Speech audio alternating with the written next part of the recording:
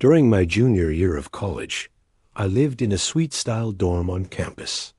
The suite had 4 separate bedrooms connected by a shared common room and a tiny kitchenette. It was perfect at first because half of my friend group had managed to get rooms there together. Originally, our friend Cody was one of the 4 people living in the suite. Not long after the semester started, he moved out to live off campus in an apartment with another friend. Because of that, the university automatically filled the empty room with a replacement student. That was how Rodney ended up moving in. At first glance, Rodney seemed like a pretty normal guy. He had short blonde hair, a patchy light beard, and eyebrows that were so light they were almost impossible to see. He was extremely tall, around 6'4", with a medium build. His room was located in the far corner of the suite, right next to mine. Each of us had our own private bedroom, so there were 4 of us living there in total. Rodney mostly kept to himself during his first few days. We did not really interact much.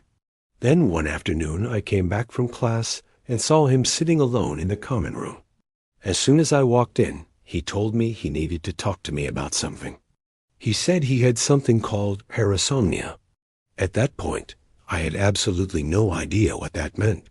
Rodney explained that parasomnia was a sleep disorder. According to him, it sometimes caused him to talk or yell in his sleep because of night terrors. He said he wanted to warn everyone in the suite so we would not get uncomfortable if we heard anything strange at night. Honestly, that conversation made me feel even more uneasy. It was the first real interaction I had ever had with the guy. Instead of getting to know him normally, I was suddenly learning about his sleep disorder. I also did not really understand why he felt the need to tell me right away. Afterward, I sent a message in the group chat we had for the suite. Cody was still in the chat, even though he had moved out. I asked the others if Rodney had told them about his sleep disorder too. They both said no. Their responses were mostly confusion and laughter. They thought the whole thing sounded strange. Later that evening, when the other 2 guys in the suite got back, we were hanging out in the common room watching television. We started talking quietly about Rodney and wondering if his sleep disorder had something to do with why he had been transferred from his previous dorm. While we were talking, Rodney walked through the room. He gave us a quick nod and a simple sup before heading straight to his bedroom and closing the door. The television was loud, so we lowered our voices and kept discussing it. That night, something happened that made things even stranger. Sometime in the middle of the night, I heard a knock on my bedroom door. It woke me up instantly. I asked who it was. There was no response. After waiting a few seconds, I decided to ignore it and try to go back to sleep. But I could not help wondering if it had been Rodney. The next morning, I asked the other guys if either of them had knocked on my door during the night. Both of them said no.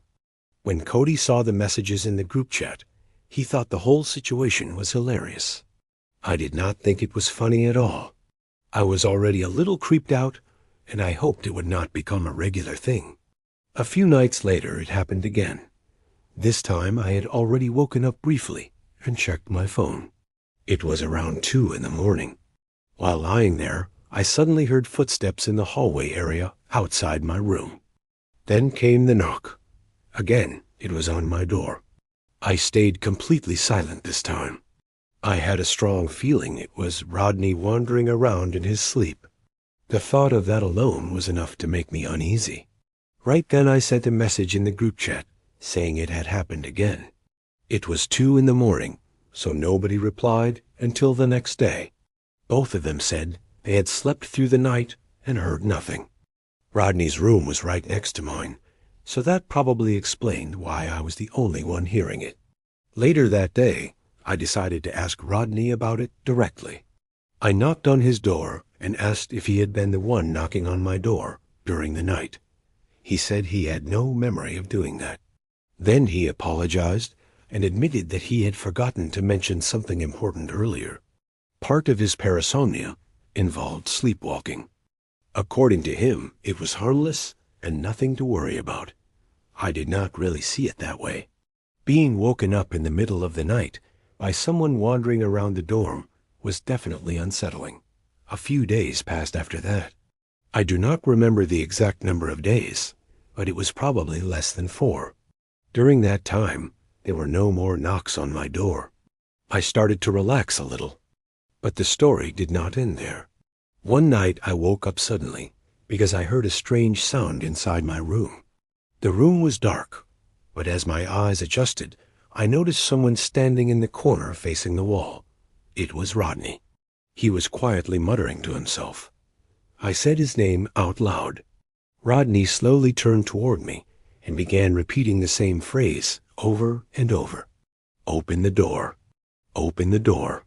His eyes were pointed in my direction, but it did not seem like he was actually seeing me. It felt more like he was looking straight through me. Then I noticed something that made the moment even more disturbing. He was smiling. I heard what sounded like a small laugh before he turned and walked out of my room. I had no idea what I was supposed to do in that situation. I knew almost nothing about sleepwalking or how people were supposed to handle it. Everything went quiet again. Along with the banging, I heard Rodney shouting. He was screaming open the door at the top of his lungs. I rushed out into the common area and saw him at the other end of the hallway, pounding his fists against one of my suitemates' doors. He was hitting it over and over while yelling like a completely unhinged person. I ran over to him and started shaking him, trying to wake him up. The noise had already woken the other 2 guys. They came out of their rooms and joined me. All 3 of us were shaking Rodney and shouting his name. Finally, he stopped. He looked at the 3 of us with a blank expression. Then he calmly said, "I'm sorry, guys."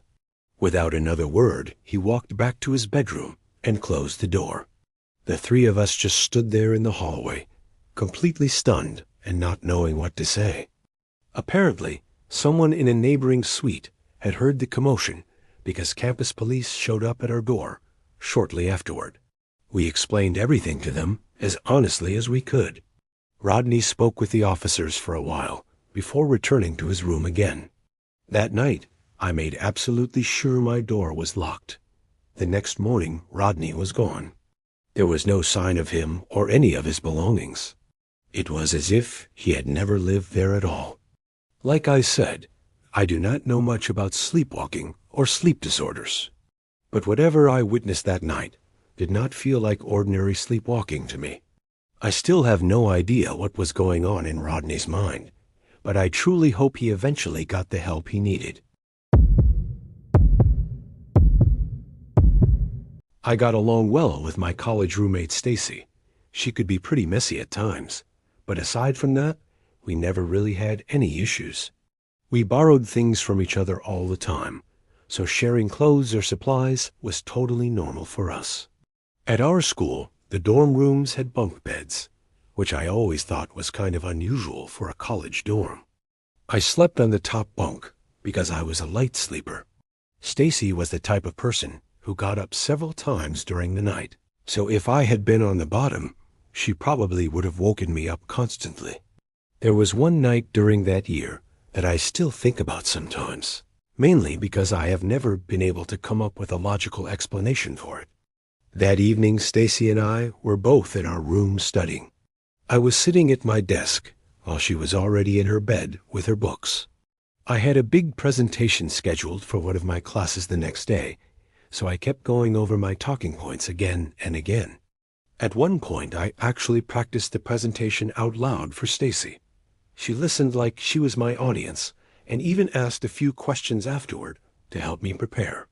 She told me that if I wanted, I could borrow one of her nicer tops for the presentation because I did not really bring anything formal with me to school.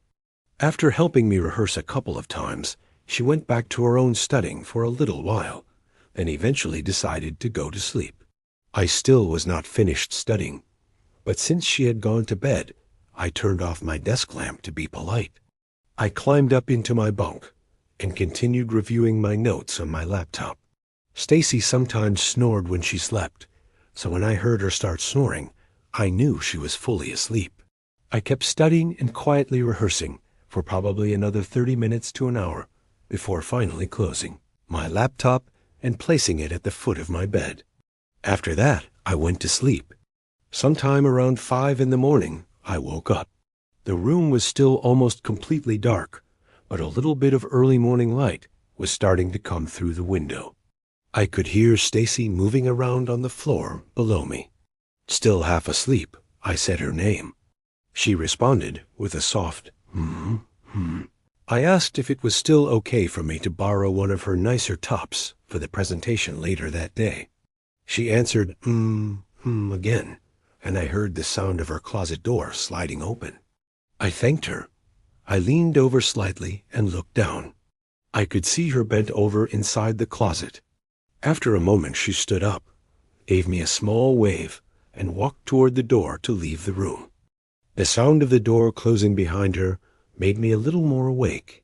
I picked up my phone and checked the time out of habit, also glancing at my notifications. It was right around 5 in the morning. I wondered where Stacy could be going that early. I assumed she was probably heading to the bathroom, which she often did in the middle of the night. The wave she gave me seemed a little strange, though. Then I suddenly heard a snore from the lower bunk. At first, I thought my mind was playing tricks on me, because that made no sense. I slowly leaned over the edge of the top bunk and looked down. Stacy was lying there, under the blankets in her bed. For a second, I wondered if I had somehow dreamed the whole thing. But then I looked at the closet and saw that the door was still open. I quickly climbed down and rushed to our dorm room door. I stepped out into the hallway and looked in both directions. The hallway was completely empty. There was not a single person around, even though at least a few minutes had passed since I heard the door shut. I hurried back inside and shook Stacy until she woke up. I told her that someone had just been inside our room. It took her a moment to fully wake up and understand what I was saying. When it finally sank in, she looked really worried and immediately checked her closet to see if anything had been taken. Nothing was missing, though. Even now, I still have no idea who that person was or how they managed to get into our room. We reported the whole situation to campus police. They even checked the security camera in the lobby of the dorm building, but they said they did not see anyone who should not have been there. To this day, I still cannot explain what happened that morning, but I know one thing for sure. I was not dreaming, and I was not hallucinating. It was my freshman year at the University of Alabama. A few weeks before move-in day, I had already received the contact information from my assigned roommate. His name was Brandon. This was back in 2013, and we had exchanged a few messages before the semester started. At the last minute, though, Brandon had some family issues and decided to attend a different school. Because of that, I arrived on campus without a roommate while everyone else was meeting theirs. During that first weekend, I unpacked all my stuff by myself. The school had not yet assigned me a replacement roommate. I did get to know some of the guys who lived on my floor, though. They seemed friendly enough. Then, on Sunday night, my new roommate finally showed up. I saw him walking down the hallway with a backpack, looking a bit confused as he checked the room numbers. I asked him if he had just been assigned to the building, and he said yes. So I asked if he was looking for dorm number 5. That is not the real number of my room, but I will use that for the story. He said yes. That meant he was my roommate. I shook his hand, introduced myself, and told him I was the person he would be sharing the room with. He said his name was Robert, but that I should call him Bob. That struck me as a little strange, because I had never personally met someone named Robert who preferred Bob. I showed him the room, where I had already set up my side with decorations and furniture. His side was still completely empty. He dropped his backpack onto the bed and smiled at me for a moment before explaining in a slight Turkish accent that he had not brought the rest of his belongings yet. He opened the backpack, pulled out a sheet, and tossed it across the mattress. Since it was already after 9 and classes were starting the next morning, we both just sat on our beds and talked for a while. Like anyone meeting a brand new roommate, I was trying to get a sense of what kind of person he was. It was hard to read him. He seemed quiet. His voice was very deep, and he had a slightly awkward energy about him. But I tried not to judge, because people can act strange when they are nervous around new people. After a while, Bob laid flat on the mattress with only the sheet under him and used his backpack as a pillow. It looked extremely uncomfortable. I had no idea how he planned to sleep like that. I offered him one of my extra pillows, and he accepted it. I finally went to sleep a little after 10. At some point during the night, I suddenly woke up. You know how sometimes you wake up for no clear reason, and you cannot figure out what disturbed you? That was exactly what happened. The room was completely silent. I did not even hear Bob breathing.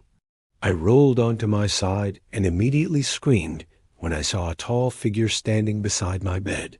A second later, I realized it was Bob. He quickly started apologizing and said he was just going to the bathroom. My heart was pounding so hard, it felt like I had been running. I was too shaken to even ask why he had been standing right over my bed if he was only going to the bathroom. He apologized again and returned to his bed. I told him it was fine, but I was definitely wide awake after that. For the rest of the night, I slept facing away from him, trying to avoid the awkward feeling. The next morning, my alarm woke me up. Bob was still lying in his bed and looked like he was pretending to be asleep. I started digging through my bag to grab my books and supplies for class. While I was doing that, I had this strange feeling that my bag had been moved around during the night, like someone had gone through it. I glanced over at Bob again. He still appeared to be asleep. Just in case, I grabbed some of my more valuable items and put them in the backpack I was bringing to class. Once I got to Class 1, sent an email to the housing department. I also filled out an online form requesting a room change and explained that my roommate was making me uncomfortable. When I returned to the dorm after class, I noticed the door to my room was being held open with a door stopper. Inside the room, Bob now had a large duffel bag sitting on his bed. I figured he had brought more of his things and was starting to unpack. I laid down on my bed and opened my laptop. A little while later, Bob walked back in. He greeted me, took the duffel bag, and slid it under his bed. Then he just stared at me with a blank expression. I tried to ignore it, but the whole situation was making me uneasy. Eventually, I looked back at him with a serious expression instead of pretending not to notice. He simply gave me a small nod before climbing onto his bed and scrolling through his phone. Later that evening, I left to get dinner at the dining hall. When I returned, Bob was still in the room. I started wondering if he ever planned to leave or do anything besides sit there. I asked if he had any classes that day. He said yes, but only one. That night after we turned off the lights, I noticed Bob sitting upright against the wall in his bed, facing my direction while looking at his phone. I kept getting the feeling that he was watching me. I was anxious to hear back from housing, so I checked my email again. They had responded, but not in the way I expected. The woman who replied sounded confused by my message. She said my replacement roommate had not yet been assigned, and according to the records, I should still be alone in the room. I slowly looked over at Bob. He looked back at me. I almost asked him if he actually had a key for the room, but I decided not to. Instead, I quietly packed my laptop and the rest of my belongings into my backpack and duffel bag while he sat there watching. He never said a word. I honestly think he realized that I had figured things out. Without saying anything, I walked out of the room, went somewhere safe, and called campus police. By the time officers arrived at the dorm building, Bob, or whatever his real name really was, had already disappeared. His small amount of stuff was gone too. Later that night, I discovered he had taken several of my clothes, my iPhone charger, and some of the snacks I kept in my closet. As for why he had been standing over my bed while I slept, I can only assume he was checking to make sure I was fully asleep before searching through my belongings. For nearly 24 hours, I had unknowingly shared my dorm room with a complete stranger who may have even been homeless. My actual assigned roommate finally moved in 2 days later.